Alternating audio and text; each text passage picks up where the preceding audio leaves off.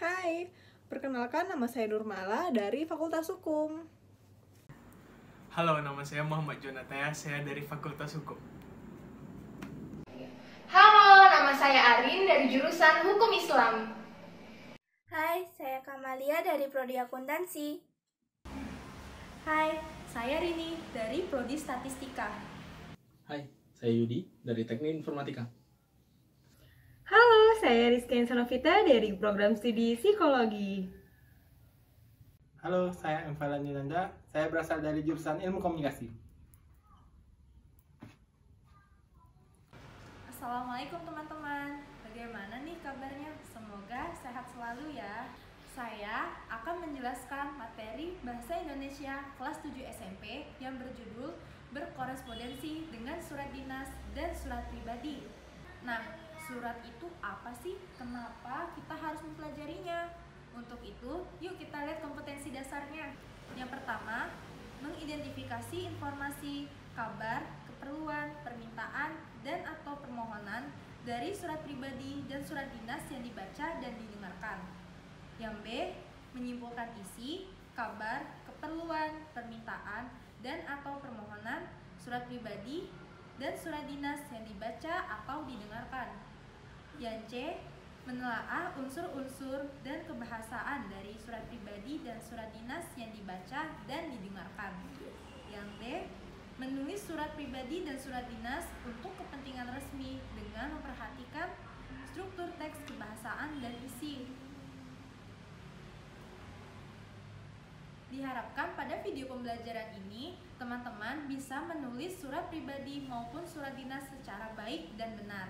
Menurut KBBI, surat adalah secari kertas atau sebagiannya yang digunakan untuk sebagai tanda atau keterangan sesuatu yang ditulis maupun tertulis. Untuk singkatnya, surat adalah bentuk komunikasi yang dilakukan oleh seseorang atau instansi untuk menyampaikan sebuah informasi atau pesan ke pihak lainnya. Nah, surat itu dibagi menjadi dua. Yang pertama ada surat pribadi dan yang kedua adalah surat dinas. Yuk kita belajar bersama. Surat pribadi adalah bentuk komunikasi tulis yang dilakukan oleh seseorang kepada orang lain sebagai pribadi, bukan sebagai wakil atau urusan yang berkaitan dengan kelembagaan, kedinasan, atau resmi. Oleh karena itu, bahasa dari surat pribadi bersifat pribadi, santai, mudah dipahami, dan komunikatif. Surat pribadi yang dibuat dari seseorang untuk orang lain, misalnya surat bertukar kabar kepada kerabat. Sementara itu, contoh surat pribadi yang dikirim ke suatu instansi, misalnya surat izin tidak masuk sekolah karena suatu hal.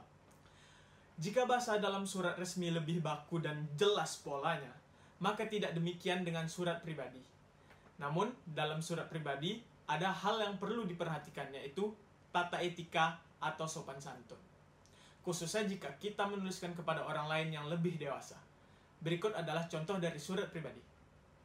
Yang pertama, struktur dari surat pribadi terdiri atas unsur, tanggal surat, alamat surat, pembuka surat, pendahuluan, isi, dan penutup surat, serta nama pengirim surat atau juga tanda tangan. Yang kedua, isi surat pribadi biasanya berkaitan dengan masalah pribadi menanyakan kabar, keperluan pribadi, dan tujuan pribadi yang lain. Nah, kalau pada contoh bisa kita lihat bahwa Gelati menanyakan kabar kepada Aim yang telah pindah ke Samarinda. Dari contoh ini kita bisa melihat bahwa ciri penggunaan bahasa pada surat pribadi yaitu: yang pertama, pilihan kata bersifat pribadi. Yang kedua, bahasa surat pribadi tidak formal tetapi santun. Yang ketiga, pilihan ragam bahasa tergantung siapa penerima surat. Yang keempat, menggunakan sapaan. Dan yang terakhir, menggunakan kata ganti orang pertama dan kata ganti orang kedua. Selanjutnya kita akan membahas tentang surat resmi. Surat resmi biasa disebut juga sebagai surat dinas. Surat dinas adalah surat yang dituliskan dalam situasi formal dan untuk kepentingan formal. Surat dinas ini dapat ditulis oleh atas nama suatu lembaga pemerintahan, perusahaan, atau organisasi yang ditujukan kepada lembaga.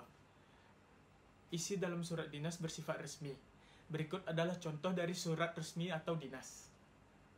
Yang pertama, struktur surat dinas terdiri atas skop surat, nomor surat, tanggal surat, lampiran, perihal, alamat surat, salam pembuka, isi surat, paragraf penutup, nama dan tanda tangan para pihak yang memperkuat surat, serta nama dan tanda tangan penulis surat. Yang kedua, surat dinas hanya boleh ditulis oleh sebuah instansi kepada instansi lain atau individu. Seseorang atas nama individu tidak boleh menulis surat dinas karena pada surat dinas ada kepala surat dan nomor surat. Isi surat dinas berkaitan dengan topik kedinasan, misalnya undangan rapat, lamaran pekerjaan, surat permintaan izin tidak masuk, dan sebagainya. Yang ketiga, ciri penggunaan bahasa pada surat dinas adalah yang pertama pilihan kata sapaan bersifat formal, dan yang kedua bahasa yang digunakan adalah ragam baku. Nah, jadi itulah penjelasan tentang surat pribadi dan surat dinas. Maka kesimpulan yang kita dapat adalah surat pribadi itu biasanya ditujukan kepada anggota keluarga ataupun orang-orang yang terdekat yang tidak berkaitan dengan kelembagaan atau kedinasan atau resmi. Karena bahasa dari surat pribadi ini bersifat santai dan komunikatif. Sedangkan surat dinas merupakan surat yang ditulis dalam situasi formal dan untuk kepentingan yang formal, yang berkaitan dengan kelembagaan atau kedinasan atau organisasi. Dan isi dalam surat dinas bersifat resmi, menggunakan bahasa yang singkat, jelas, berpola, dan tetap. Oke, sekian. Semoga video ini bisa membantu teman-teman agar lebih memahami tentang surat pribadi dan surat dinas. Dan teman-teman juga bisa dong menulis surat sendiri untuk keluarga atau untuk siapapun. Semoga video ini bermanfaat ya. Terima kasih. Wassalamualaikum warahmatullahi wabarakatuh.